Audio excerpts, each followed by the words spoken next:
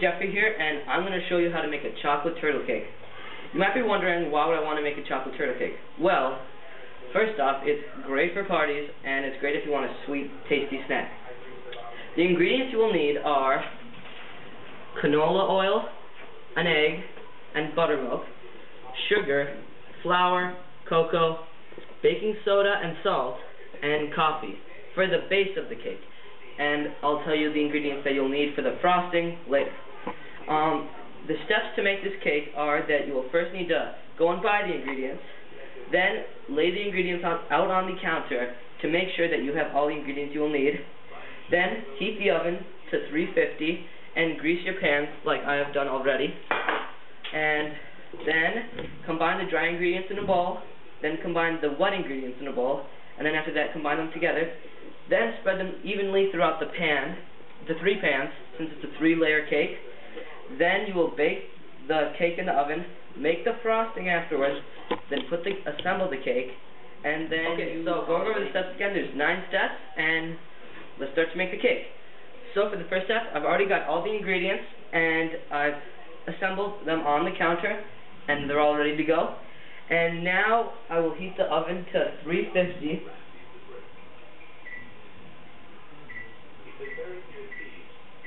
And now I'm going to start to make the cake. So, I've already assembled the wet ingredients already. The egg, the oil, and the buttermilk. You're going to need 1 cup of buttermilk, 2/3 a cup of oil, and 1 egg. Then, you'll get the 1 3/4 a cup of sugar, a 1/2 cup of cocoa, 2 cups of flour, 1 tablespoon of baking soda, and 1 teaspoon of salt, and you're going to pour them into one big bowl. So now we're going to combine the dry ingredients and wet ingredients together. So I have the dry ingredients and the wet ingredients in this bowl. Now you'll need an electric beater, or if you want to, you can beat it with a fork, but that takes a lot longer. And you're just going to go beat it until it's smooth and liquidy like a cake batter should be. Okay, so now we're going to want to pour the hot coffee into the mix, and you're just going to mix it in slowly. Okay, so now we're done with step 4. I beat the coffee into the mix, and it should be even smoother than before. And now we're going to want to scrape this into the 3 pans, and it should be even as possible. Okay, so now we finished spreading it into the 3 pans, and the oven's already preheated to 350, so we're ready to put in for step 6, bake the cake. So you're going to want to put in the 3 pans into the oven on the middle rack, and you want to make sure you can fit all 3 of them in at the same time.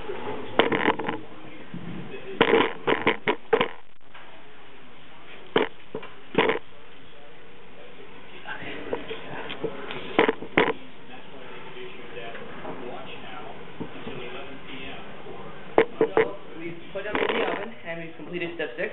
Now you're going to want to set the timer for 30 minutes.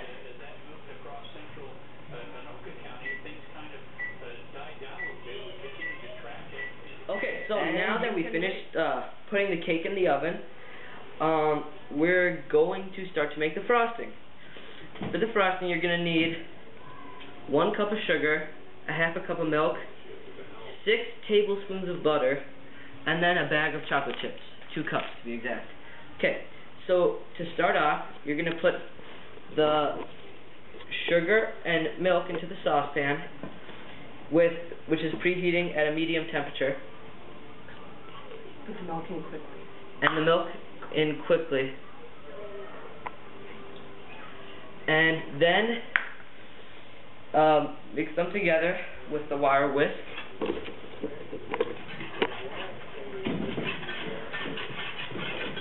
And then while you're doing that, you're going to want to add in the butter. And you want to do these steps very quickly.